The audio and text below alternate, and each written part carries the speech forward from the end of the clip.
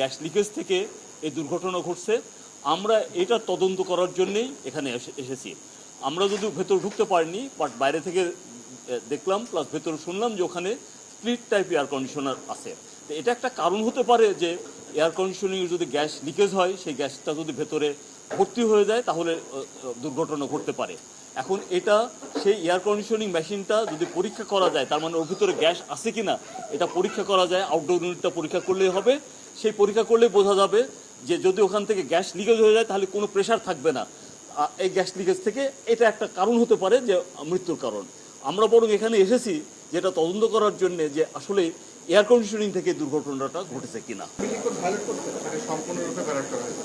জি জি, এটা national building code. এখানে split AC national building কোডের ভায়োলেশন।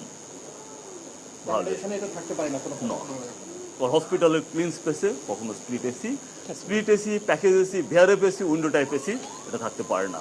এটি আসলে তদন্ত সাপেক্ষে একটি ব্যাপার এবং এই ব্যাপারে কমেন্ট করতে গেলে, মন্তব্য করতে গেলে যে তদন্তটি হচ্ছে সেই তদন্তকে আসলে ভায়োলেট করা হয় এবং সেই জন্য আমি মনে করি সেই সম্পর্কে কোনো কমেন্ট না করে, যেহেতু আপনারা জানেন যে অলরেডি 3 সদস্যের একটি উচ্চপদস্থ একটি টিম তারা গঠন করেছেন এবং সেখানে এই 3 সদস্যের টিম তারা প্রয়োজন বোধে কোনো এক্সপার্টকে তারা সেখানে কোঅ্যাপ করতে পারবে।